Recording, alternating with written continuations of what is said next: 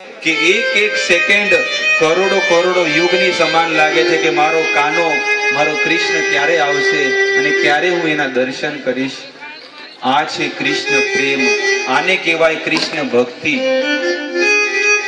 ઉદ્ધવજી કે તમારો કાનો બધી જગ્યાએ છે. કૃષ્ણ પરમાત્મા રૂપે તમારા હૃદયમાં છે, યત્ર તત્ર સર્વત્ર.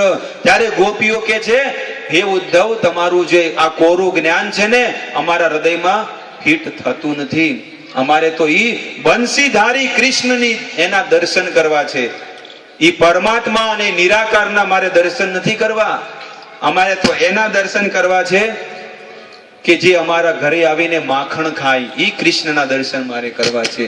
જે અમારા ઘરે આવીને અમારા 56 ભોગ જમે, અમારે ઈ કાનાના દર્શન કરવા છે. અમારે નિરાકારના દર્શન નથી કરવા, અમારે પરમાત્માના દર્શન નથી કરવા. આવું જ્યારે કીધું ત્યારે ઉદ્ધવજી રોઈ ગયા અને ગોપીઓને ચરણોમાં પડી ગયા કે હે ગોપિયા, તમારા જેવી શુદ્ધ ભક્તિ આ ત્રિભુવનમાં નહીં, આ સંસારમાં નહીં, આ બ્રહ્માંડમાં કોઈ નથી. તમે જે ભગવાનને જે ભક્તિ કરો છો, તમારી જેવી ભક્તિ આ સંસારમાં બીજું કોઈ નથી કરતું. એટલે કે છે કે ગોપીર ભરતુર પદ કમલિયો દાસ દાસાનું દાસ. જો જીવનમાં ભક્તિ કરવી હોય ને તો ગોપીઓના જે દાસોના દાસ થઈને ભગવાનનું ભજન કરવું જોઈએ. આ રીતે જેમાં 6 પ્રકારના ઐશ્વર્ય પૂર્ણ માત્રામાં હોય એને ભગવાન માનવા જોઈએ. અને છેલ્લે આ બધી વાતો મેં તમારી સામે પ્રસ્તુત કરી કે કોને ભગવાન કહેવાય. અલગ અલગ પુરાણ, ઉપનિષદ, ભગવદ્ ગીતા, રામાયણ, મહાભારતમાંથી તમારી સામે મેં પ્રસ્તુત કર્યું કે કોનું ભજન કરવું જોઈએ. હવે કોઈનો કોઈ પ્રશ્ન હોય તો પૂછી શકે છે કે આને ભગવાન કહેવાય. અને કોઈ એમ કહે ને કે આનું ભજન કરવું જોઈએ, એનું વર્ણન જો વેદોમાં લખ્યું હોય ને તો હું કૃષ્ણને છોડીને પ્રભુનું ભજન કરવા જઈશ. છે તો હાથ ઊંચો કરી શકે છે આખી સભામાં. કારણ કે અહીંયા શાસ્ત્ર કેવા બેઠા છે, પાખંડ કે ધૂર્ત નથી. અને વેદોમાં ક્લિયર લખ્યું છે કૃષ્ણસ્તુ ભગવાન સ્વયં. આ રીતે કૃષ્ણ વ્રજની અંદર અલગ અલગ લીલાઓ કરે છે. સમયના અભાવથી આપણે એ બધી વસ્તુ નથી કહેતા, પણ છેલ્લે એક વસ્તુ કે એક જ પ્રસંગ આપણે લેશું, સુદામા અને કૃષ્ણનો પ્રસંગ. કે જ્યારે કંસનો ઉદ્ધાર કર્યો અને દ્વારિકામાં જાય છે, 16,108 રાણીઓ સાથે વિવાહ કરી. ઈ દ્વારિકાધીશ 11 વર્ષના હતા. લગ્ન પહેલાની વાત છે કે દેવકી અને વસુદેવ ઈ કૃષ્ણ અને બલરામજીને ઉજ્જૈનમાં મોકલે છે, સાંદીપની મુનિના આશ્રમમાં. અને ત્યાં આગળ શિક્ષા ભણવા જાય છે.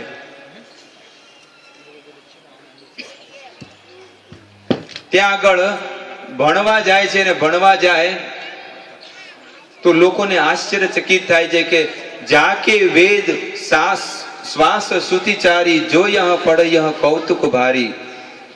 જેના શ્વાસથી જે શ્વાસ લે છે ને ગરુડજી, ભગવાનનું વાહન ગરુડજી છે. અને જાકે વેદ શ્વાસ સુતિચારી જો યહ પડ યહ કૌતુક ભારી.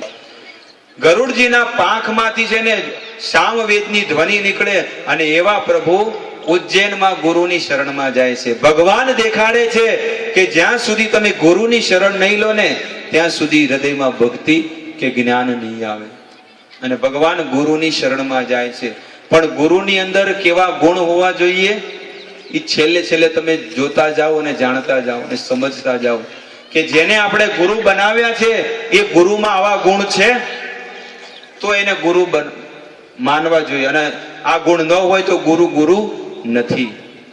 શાસ્ત્ર પ્રમાણે ગુરુમાં તો બહુ બધી યોગ્યતા હોવી જોઈએ, પણ હું સમયના અભાવથી માત્ર 5 યોગ્યતા તમારી સામે પ્રસ્તુત કરું છું. જેમાં 5 યોગ્યતા હોય એને ગુરુ માનવા જોઈએ. સૌથી પહેલી યોગ્યતા કે જે ભગવાનને તત્વથી જાણે એને જ ગુરુ માનવા જોઈએ. તમે જેને ગુરુ બનાવ્યા છે જે ભગવાનને તત્વથી જાણે, તો તમારો પ્રશ્ન થઈ શકે કે ક્યાં લખ્યું છે? તો ક્લિયર લખ્યું છે કીબા વિપ્ર કીબા નાસી શુદ્ર કેને નય યેન કૃષ્ણ તત્વવેતા સેઈ ગુરુ હાય. કીબા વિપ્ર કીબા ન્યાસી, ભલે ઈ વિપ્ર હોય કે સંન્યાસી હોય, શુદ્ર કેને નય, ભલે ઈ શુદ્ર કેમ ન હોય, પણ યેન કૃષ્ણ તત્વવેતા, પણ જો એ કૃષ્ણને તત્વથી જાણતો હોય ને, સેઈ ગુરુ હોય, એને ગુરુ માનવા જોઈએ. જે કૃષ્ણને તત્વથી જાણે છે, વેદ અને શાસ્ત્રોને જાણે છે. પહેલી યોગ્યતા એ કૃષ્ણનો ભક્ત હોવો જોઈએ, કૃષ્ણને તત્વથી જાણતો હોવો જોઈએ. અને બીજો, જેને ગુરુ બનાવીએ છીએ પોતાની જાતને ભગવાન ન માનવા જોઈએ. આ ગુરુની બીજી યોગ્યતા. આપણે જેને બનાવ્યા હોય ને ગુરુ, એ યોગ્યતા જોવી જોઈએ શાસ્ત્ર પ્રમાણે. બીજી યોગ્યતા શું છે કે તે પોતાની જાતને ક્યારે ભગવાન ન માનવો જોઈએ. એમાં તો 50% ગુરુ ફ્લોપ થઈ જશે, આપણે જે ધાર્યા હોય. કારણ કે કળિયુગમાં 50% ગુરુ તો પોતાની જાતને ભગવાન જ માને છે. પેલા લાલાને બેસાડે, ભગવાનને બેસાડે, પછી ફેમસ થઈ જાય એટલે લાલાને સાઈડમાં કરીને પોતે, અને પછી કે ભગવાનની ભક્તિ બહુ અઘરી છે, એટલે ગુરુની ભક્તિ કરવાથી ભગવાનની ભક્તિ થઈ જાય, અને બધા લોકો કરે. ગુરુની ત્રીજી યોગ્યતા, જે બોલે છે તે પોતાના જીવનમાં આચરણ કરે, એને ગુરુ કહેવાય. કઈક બોલતા કઈક બીજું હોય અને કરતા કઈક બીજું હોય, એને ગુરુ ન કહેવાય. જે બોલે છે એ પોતાના જીવનમાં આચરણ કરીને દેખાડે ને, એને ગુરુ કહેવાય, એને ગુરુ બનાવવા જોઈએ. આવા જ એક ગુરુ હતા, અને બહુ સુંદર ભાગવત સપ્તાહનું આયોજન કર્યું હતું, અને આખું ગામ એમની કથામાં આવતું, અને મોટા મોટા ઉપદેશો ફાળતા, ભગવદ્ ગીતાના ભાગવતના બધા ઉપદેશો બોલતા. ઉર્ધ્વમ ગચ્છતિ સત્વસા, મધ્ય તિષ્ઠતિ રાજસા, જદન્ય ગુણ વૃત્તિસા, અધો ગચ્છતિ તામસા. અલગ અલગ શાસ્ત્રોમાંથી ઉપદેશ આપતા કે જે સત્વગુણી કાર્ય કરે છે સ્વર્ગમાં જાય, તમોગુણી કાર્ય કરે નરકમાં જાય, અને રજોગુણી કાર્ય કરે એ પૃથ્વીમાં રહે. જે સાત્વિક ભોજન કરે એ ઉપરના લોકમાં જાય, રજોગુણી ભોજન કરે આ પૃથ્વી પર રહે, અને જે તમોગુણી એટલે કે કાંદા લસણ ખાય એ નરકમાં જાય. આવા ઉપદેશ આપતા. અને જ્યારે આખું ગામ એમની કથામાં આવતું, બધા તાળીઓ પાડતા કે વાહ ગુરુ વાહ, શું કેટલો સુંદર ઉપદેશ. અને જ્યારે આખા ગામને ખબર પડી કે પુરાણીજી તો આવે છે, પણ પોતાની પત્ની કેમ નથી આવતી, એમની પત્ની તો એમના ઘરે ગયા. બધા લોકો, બધી બેનપણીઓ ગઈ કે તમે કેમ નથી આવતા, તમારા પતિદેવ કેટલી સુંદર ભાગવત કથા કરે છે. ત્યારે કે હું શું કરું, એ ઘરે જ્યારે આવે તો એમના માટે ભોજન બનાવવા પડે, અને ગરમા ગરમ ભોજન પીરસવું પડે. ત્યારે કે એક કામ કરો, અમે તમને થોડીક હેલ્પ કરીશું, રોટલી શાક દાળ ભાત અમે બનાવી આપશું, ને આપણે સૌથી વહેલા કથામાં જશું. કે ઠીક છે. તો બીજા દિવસે ઓલી સ્ત્રી સુંદર મજાના ભોજન બનાવ્યા, અને બધા લોકો કથા સાંભળવા ગયા.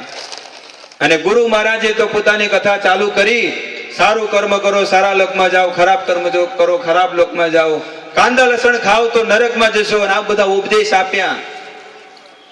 અને પત્ની તો પાછળ બેઠી હતી, સૌથી છેલ્લે ઊભી થઈને ઘરે ગઈ, અને ઘરે જઈને પેલા રાંધેલું હતું ને બધું કૂતરાને જઈને ચાટમાં નાખી દીધું, કારણ કે અંદર કાંદા લસણ નાખ્યા હતા.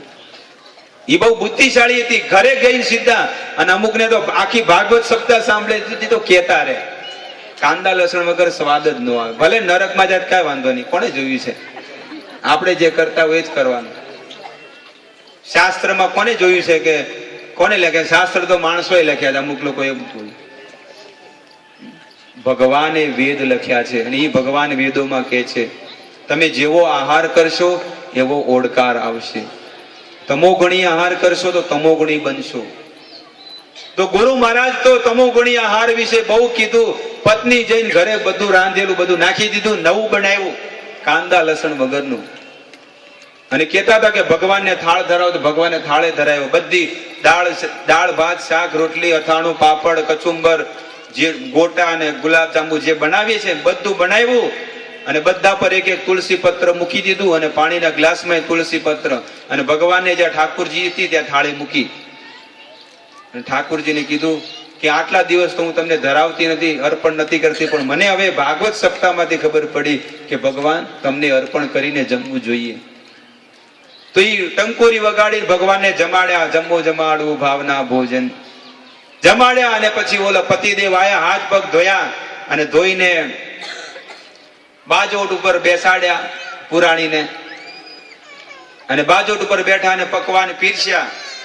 અને જેવો મોઢામાં કોળિયો કર્યો કરીને થૂકી દીધું બધું. અને એટલો ક્રોધ આવ્યો ને થાળી જે હતી સીધી નાખી, સીધી રસોડામાં. રસોડા વાળી બહાર આવી હોલમાં. થાળી રસોડામાં ગઈ નથી, અંદર હતી બહાર આવી. સ્વામીજી શું થયું? કે આ શું છે? આટલું ફીકું ફીકું ખાવાનું કેમ બનાવ્યું છે? આમાં ટેસ્ટ કેમ નથી આવતો? ત્યારે પત્ની કે સ્વામીજી ક્ષમા યાચના, આટલા વર્ષોથી હું તમને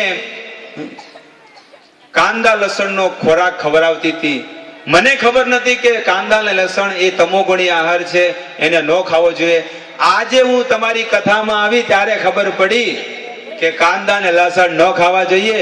એટલે જે બનાવ્યું હતું એ કૂતરાને આપ્યું અને નવું બનાવ્યું. ત્યારે પુરાણીજી પોતાની વાણીથી ફરીથી નવી કથા ચાલુ કરી અને કે ગાંડી, ઈ તો દુનિયા માટે છે, કથામાં આવ્યા એ લોકોની માટે, મારી માટે તો ડબલ વઘાર કરીને બનાવ. ઈ તો ખાલી કહેવાના જુદા અને ચાપવાના. આવા ગુરુ પાખંડીને ધૂરથી તમને બહુ મળશે. અને કથા કરીને જતા રહેશે, ખબર નહીં પડે. અને 1 લાખનું બંડલ લઈને પાટી. પણ ગુરુ એવાને બનાવવા જોઈએ જે આપણા જીવનની ડોર સાચવીને રાખે અને ભગવત ધામ પહોંચાડે. એવા ગુરુની શરણમાં જવું જોઈએ. ગુરુની ત્રીજી યોગ્યતા, જે બોલે છે પોતાના જીવનમાં આચરણ કરતો હોવો જોઈએ. ગુરુની ચોથી યોગ્યતા, એની સંપૂર્ણ ઇન્દ્રિયો વશમાં હોવી જોઈએ. હવે પરમ દિવસે મેં તમને કીધી હતી જલેબીની વાત, કે ગુરુજીને જલેબી લઈને મોકલ્યા હતા શિષ્યએ, કે ગુરુદેવ લો તમારી માટે જલેબી લાવ્યો. ગુરુદેવ કે મને સંસારની કોઈ આસક્તિ નથી, ફેંકી દીધી ધૂળમાં. ધૂળમાં ફેંકી દીધી. શિષ્ય કે વાહ, કેટલા મોટા ત્યાગી ગુરુ છે.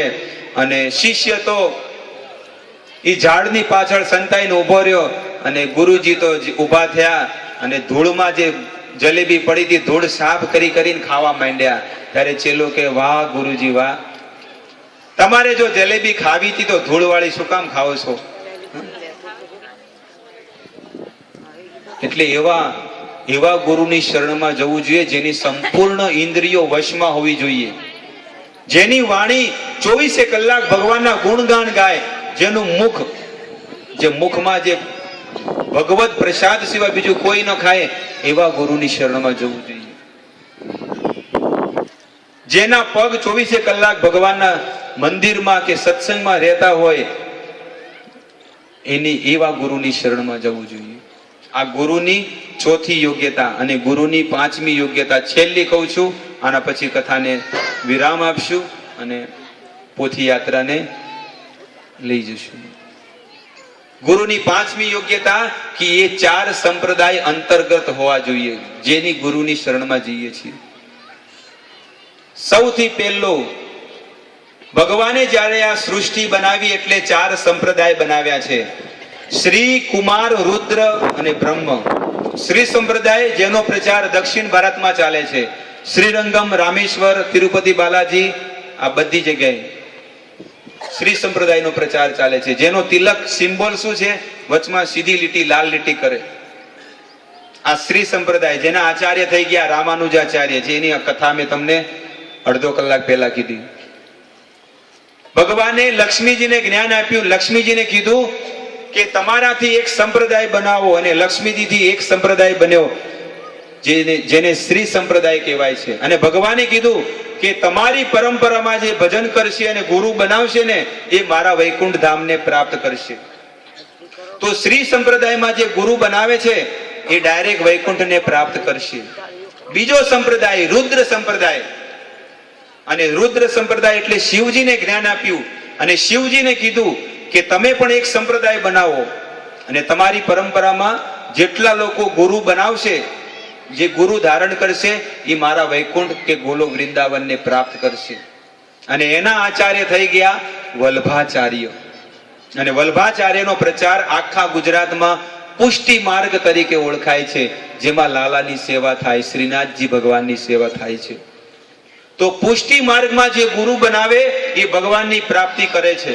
આ ભગવાને સ્વયં પોતાના મુખેથી કીધું છે. અને ત્રીજો સંપ્રદાય કુમાર સંપ્રદાય. બ્રહ્માજીના 4 પુત્ર સનત, સનાતન, સનંદન અને સનત કુમાર. બ્રહ્માજીના 4 પુત્ર થયા સનત કુમાર, અને જે સનત કુમારના પરંપરામાં નિંબાર્કચાર્ય થયા. અને નિંબાર્કચાર્યની પરંપરામાં જે ગુરુ શિષ્ય પરંપરામાં ગુરુને ધારણ કરે છે ને, એ ભગવાનની પ્રાપ્તિ કરે છે, વૈકુંઠ ધામને પ્રાપ્ત થાય છે. અને ચોથો સંપ્રદાય બ્રહ્મ સંપ્રદાય. ભગવાને બ્રહ્માજીને જ્ઞાન આપ્યું અને બ્રહ્માજીને કીધું કે તમે એક પરંપરા બનાવો. 4 પરંપરા બની, 1, 2, 3 ને 4. અને લક્ષ્મીજી, શિવજી, કુમાર, 4 કુમાર અને બ્રહ્માજી, અને ચારેયને કીધું કે તમારી પરંપરામાં જેટલા લોકો ભક્તિ ભજન કરશે, ગુરુ બનાવશે, એ મારા વૈકુંઠને અને ગોલોક વૃંદાવનને પ્રાપ્ત કરશે. ક્યાં લખ્યું છે? પદ્મ પુરાણમાં લખ્યું છે. તો બ્રહ્માજીના પરંપરામાં કૃષ્ણએ બ્રહ્માને જ્ઞાન આપ્યું, બ્રહ્માએ નારદને જ્ઞાન આપ્યું, નારદને વેદવ્યાસજીને જ્ઞાન આપ્યું, વેદવ્યાસજીએ પદ્મનાભને જ્ઞાન આપ્યું, પદ્મનાભે નરહરિ, માધવ, અક્ષોભ્ય, જયતીર્થ, જ્ઞાન સિંધુ, દયાનિધિ, વિદ્યાનિધિ, ચૈતન્ય મહાપ્રભુ, રૂપ ગોસ્વામી, સનાતન ગોસ્વામી, જગન્નાથ દાસ બાબાજી મહારાજજી, કૃષ્ણદાસ કવિરાજ ગોસ્વામી, ભક્તિ વિનોદ ઠાકુર, ગોર કિશોરદાસ બાબાજી મહારાજ, ભક્તિ સિદ્ધાંત મહારાજ, જે પરંપરા તમારી સામે અહીંયા હશે,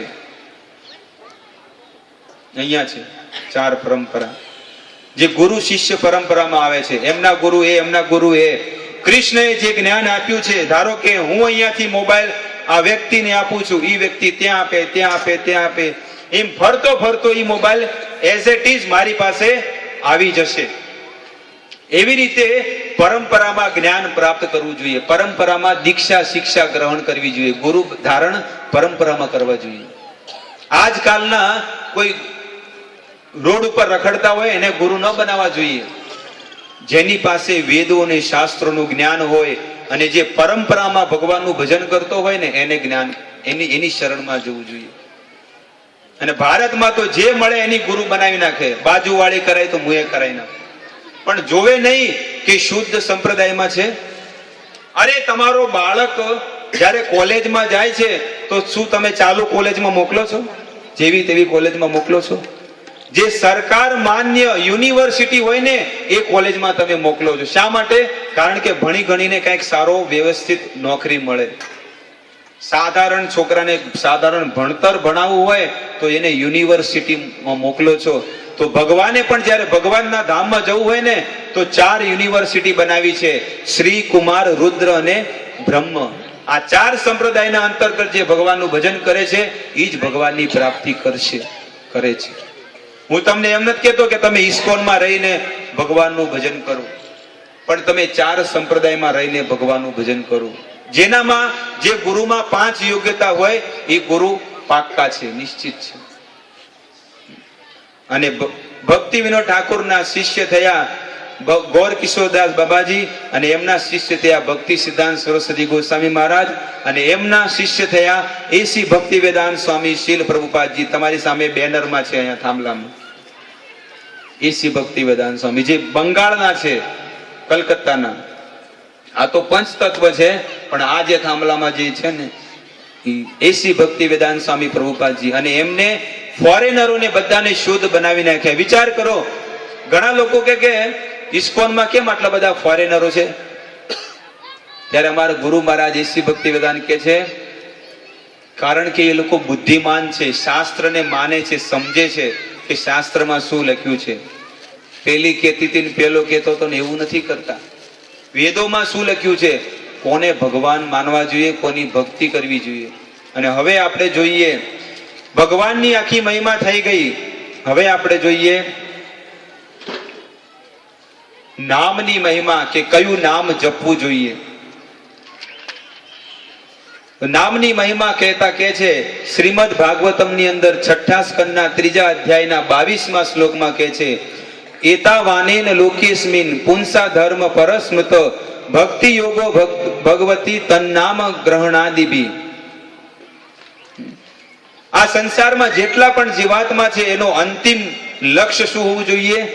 એતાવાન લોકેસ્મિન પુંસો ધર્મ પરસ્મૃત અને ભગવતી તન નામ ગ્રહણી, એનો અંતિમ લક્ષ્ય ભગવાન નામ હોવું જોઈએ.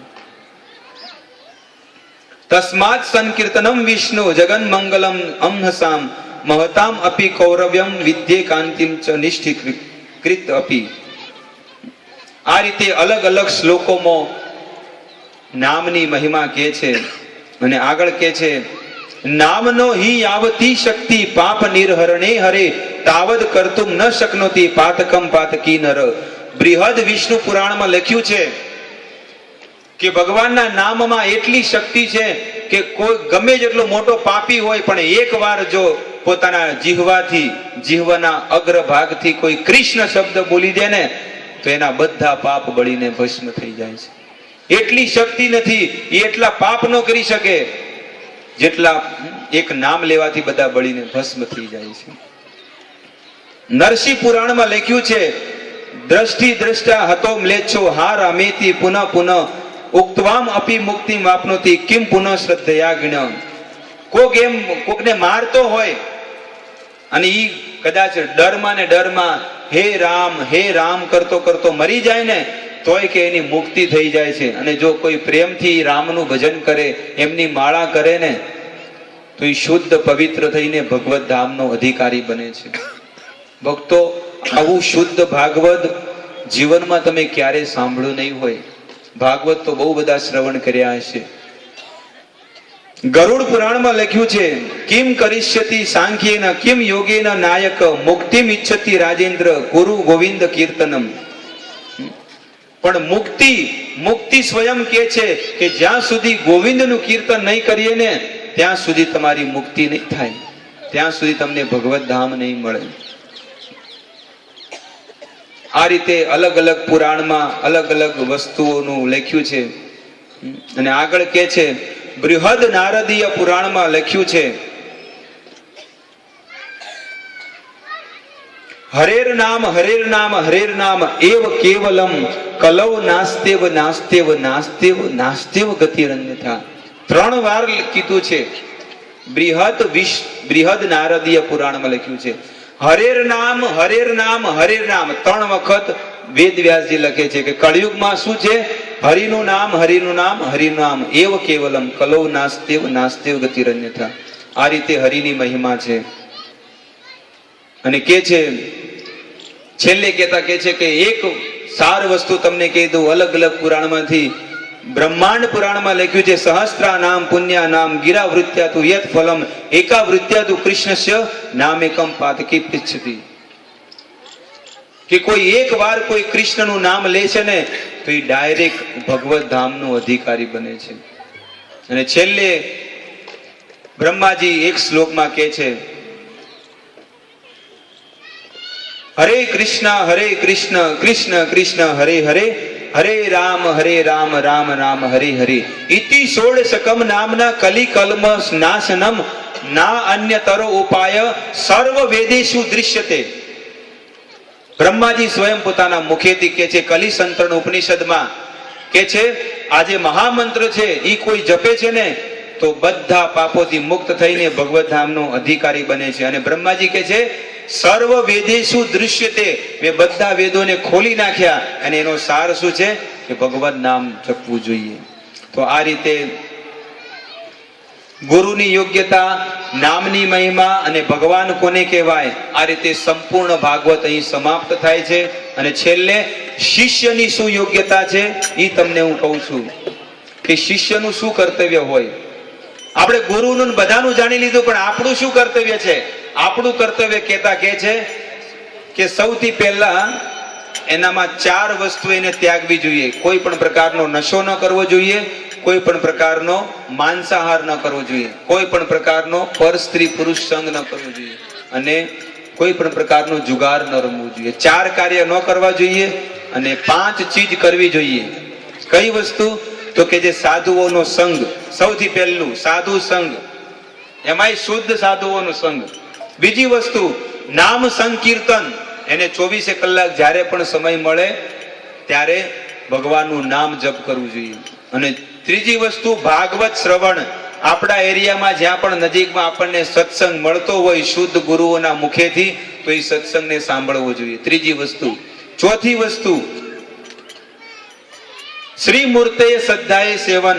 ભગવાનને ઘરમાં મંદિરમાં સ્થાપના કરવી જોઈએ અને ભગવાનની સેવા કરવી જોઈએ. આ ચોથી વસ્તુ. અને પાંચમું મથુરા વાસ. ભગવાનના ધામમાં જઈને વાસ કરવું જોઈએ. 6 મહિને વર્ષે ગમે ત્યારે વેકેશન હોય તો પિયરમાં ને બધે સાસરામાં ન ભાગી જવું જોઈએ, ગામડે ન જવું જોઈએ, ભગવાનના ધામમાં જવું જોઈએ. આ રીતે 5 વસ્તુ કરવી જોઈએ. અને આગળ ત્રીજી વસ્તુ કહેતા કે છે કે એને રોજ તુલસીજીની સેવા કરવી જોઈએ. તુલસીજીનું કુંડું લેવું જોઈએ અને કુંડાને આજુબાજુ વસ્ત્ર પહેરાવા અને પછી રોજ તુલસીજીની પ્રદક્ષિણા કરવી જોઈએ. સવારમાં વહેલા ઉઠી અને તુલસીજીને જળ અર્પણ કરવું જોઈએ ચમચીથી. અને બધાને ઘરમાં જેટલા મેમ્બર છે બધાને કહેવું જોઈએ કે 1 ચમચી પાણી નાખ ખાલી, તારા બધા પાપ બળીને ભસ્મ થઈ જશે. અને કે છે યાની કાની ચ પાપાની બ્રહ્મ હત્યાદિ કાની ચ તાની તાની પ્રણશંતિ પ્રદક્ષિણા પદે પદે. કોઈ તુલસી મહારાણીની 1 પગલું ભરે છે ને તો એને બ્રહ્મ હત્યા, બ્રાહ્મણની હત્યા, ગાયની હત્યા કરી હોય, નાના નાના જીવોની હત્યા કરી હોય ને બધા પાપોથી મુક્ત થઈ જાય છે. એટલે તુલસીજીની પ્રદક્ષિણા રોજ કરવી જોઈએ. બધાના ઘરે આંગણામાં તુલસી વાવો એ તો વાત સારી છે, પણ તુલસીના કુંડામાં વાવવાનું અને રોજ સવારમાં વહેલા ઉઠી અને હોલમાં વચ્ચે રાખવી અને બધાને કેવું આની પ્રદક્ષિણા કરો, તમારા બધા પાપ બળીને ભસ્મ થઈ જશે. અને બીજી વસ્તુ કહેતા કે છે શિષ્યની શું યોગ્યતા છે કે એને અજવાળી અને અંધારી 11 કરવી જોઈએ. મહિનાની બંને 11. એ 11 ને દિવસે અન્નનો એક પણ દાણો નાખવાનો જોઈએ. કારણ કે 11 ને દિવસે ભગવાને મૂર નામનો જે રાક્ષસ છે ને 11માં અન્નમાં વાસ આપ્યો છે કે 11 ને દિવસે જે અનાજ ખાશે એના હૃદયમાં મૂર તારો વાસ છે.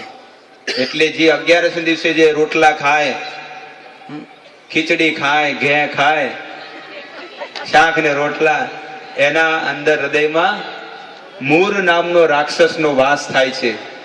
ધન્ય એકાદશી, એકાદશી કરીએ તો વ્રજ સુખ પામીએ.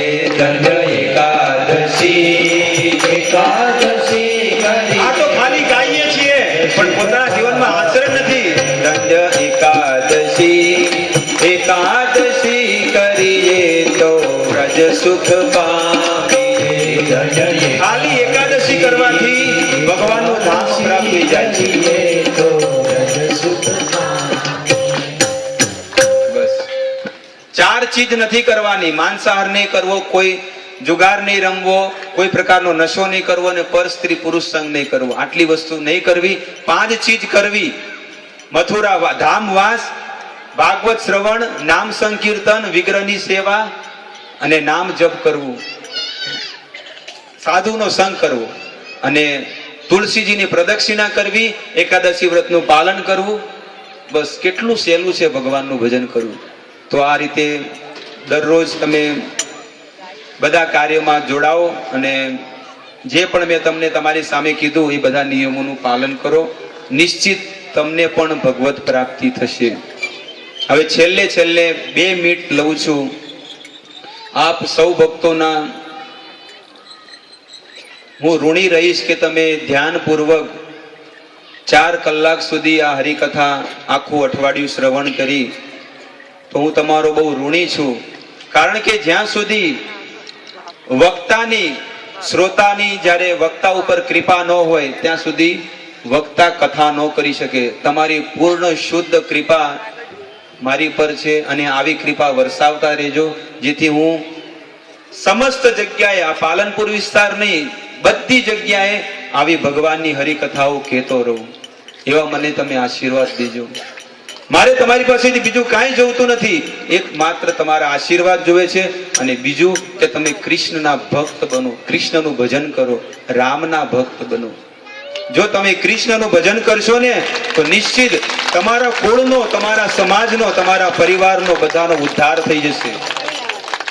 આ ખાલી એક વસ્તુ માંગુ છું. લોકો જોડી લઈને માંગે છે ને કે મને ભીખ આપો, પણ હું તમારી પાસે એ ભીખ માંગુ છું કે તમે કૃષ્ણને સ્વીકાર કરો, કૃષ્ણને તમારા ઘરે લઈ જાઓ, કૃષ્ણનું નામ તમારા ઘરે લઈ જાઓ. અને આ રીતે આ કથામાં ઘણા લોકોએ સહયોગ આપ્યો છે. જેમાં સૌથી મોટો સહયોગ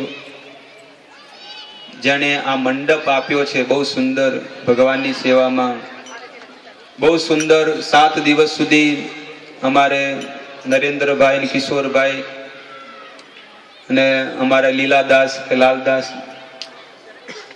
સુંદર સારી સેવા આપી.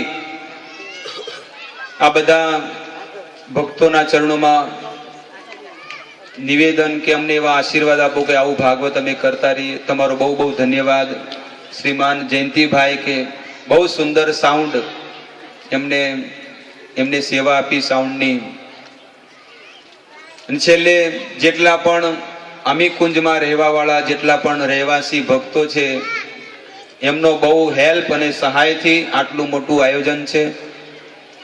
તો આપ સૌ ભક્તોનો બહુ ઋણી અને બહુ બહુ ધન્યવાદ કે તમારા ભક્તોના કૃપા અને આશીર્વાદથી આટલું સુંદર ભાગવતનું આયોજન અને કેટલાય 1000-1200 ભક્તો આ હરિકથાનું શ્રવણ કરી રહ્યા છે. તો આપ સૌ ભક્તોનો હું ઋણી. અને હવેથી આ પોથી યાત્રા અહીંયાથી જશે અને સીધી અમીકુંજ સોસાયટીમાં જશે. આ કથા અહીં પડતી નથી, સંપન્ન નથી થતી. કથાનું સંપન્ન ક્યારે થાય? જ્યારે એ પોથી યાત્રા ઉઠે અને પોતાના સ્થાને વિરાજમાન થાય, ત્યારે એ કથા સંપૂર્ણ કહેવાય. તો 7 દિવસ કથાનું ફળનું જો ભાગવતનું ફળ લેવું હોય તો એ પોથી યાત્રામાં ભાગ લેવો જોઈએ બધાને. તો અહીંયાથી પોથી યાત્રા જશે અને જીવનમાં બધું છૂટી જાય, આપણે પણ કદાચ અલગ થઈ જશું, પણ જીવનમાં તમારા ક્યારે મહામંત્ર ન છૂટવો જોઈએ, ભગવાનનું નામ ક્યારે છોડતા નહીં. આ રીતે હું બધાનો ઋણી છું. બધા ભક્તોને નિવેદન કે હવે પ્રસાદ પણ છે, બધા પ્રસાદ લઈને જાય છેલ્લે ભાગવત પ્રસાદ. અને આ કાર્યક્રમ જેટલા પણ મેં તમને કીધા અઠવાડિયામાં અહીંયા થાય છે, લક્ષ્મીપુરા, બેચરપુરામાં, જ્યાં પણ, એ બધાના પેમ્પલેટ ત્યાં આગળ સ્ટોલ ઉપર મળે છે. અને કોઈને ન હોય તો મારી વિઝિટિંગ કાર્ડ પણ ત્યાં આગળ છે. કોઈને સોસાયટીમાં, નગરમાં કે ઘરે પ્રોગ્રામ કરવો હોય તો મને ફોન કરી શકે છે. નિશ્ચિત તમારા ઘરે આવીને આવો સત્સંગ અને પ્રોગ્રામ કરશું. તો હવે હું અહીંયા મારી વાણીને વિરામ આપું છું. બધા ઊભા થાય અને ભાગવતજીની આરતી કરશું. અને આ બધો ભગવત પ્રસાદ જે છે એમાં એક મોટા તપેલામાં લઈ અને બધાને થોડોક આપી દો. અને ઓલો પ્રસાદ અહીંયા લાવીને મૂકે. જે પ્રસાદ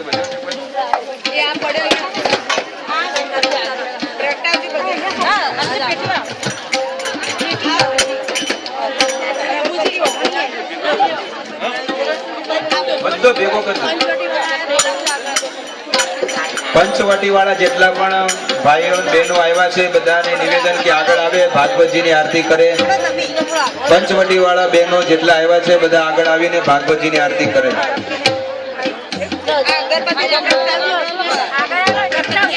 આરતી અતિ પાવન પુરાણ કી, ધર્મ ભક્તિ વિજ્ઞાન કાન કી,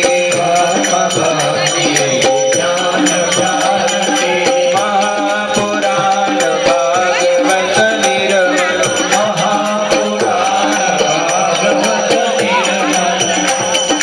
મહાપુરાણ ભાગવત નિર્મલ,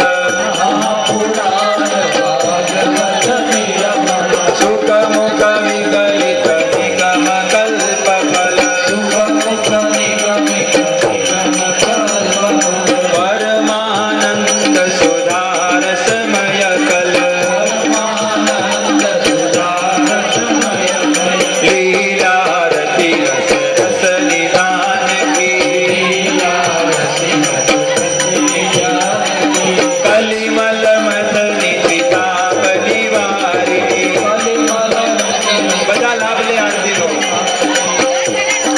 જન્મમૃત્યુમય ભવભયહારિણી સેવક સતત સકલ સુખકારિણી तुम औषधि हरि चरित गान की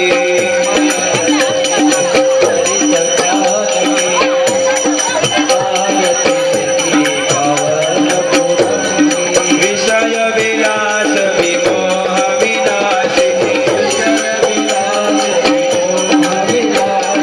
विमल विराग विवेक विकासिनी भगवत तत्व रहस्य प्रकाशिनी परम ज्योति परमात्म ज्ञान की आरती अति पावन पुराण की परमहंस मुनि मन उल्लासिनी रसिकर दय रस रास विलासिनी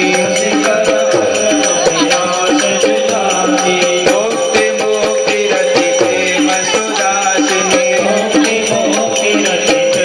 सुदासिनी कथाय चिंतन प्रिय सुदान की दशरथ भाई आरती अति पावन पुराण की हरे कृष्ण कृष्ण कृष्ण हरे हरे हरे राम राम राम हरे हरे हरे कृष्ण कृष्ण कृष्ण हरे हरे हरे राम राम हरे हरे हरे कृष्ण कृष्ण कृष्ण हरे हरे हरे राम राम राम हरे हरे हरे कृष्ण कृष्ण कृष्ण हरे हरे हरे राम राम हरे हरे हरे कृष्ण कृष्ण कृष्ण हरे हरे हरे राम राम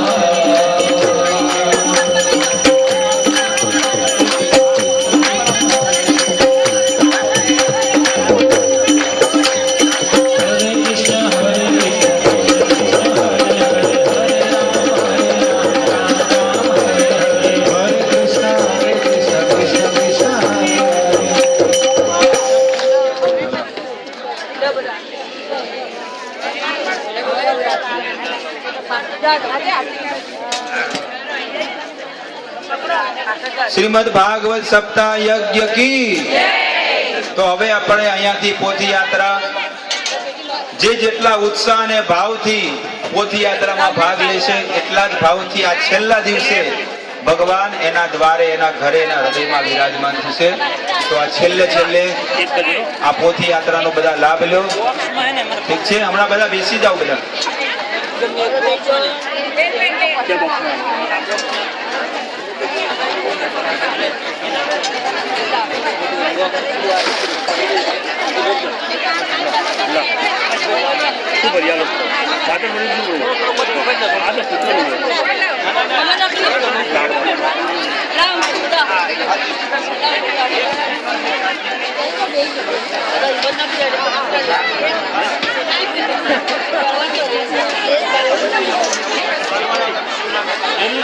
જવાનું પાછું બહાર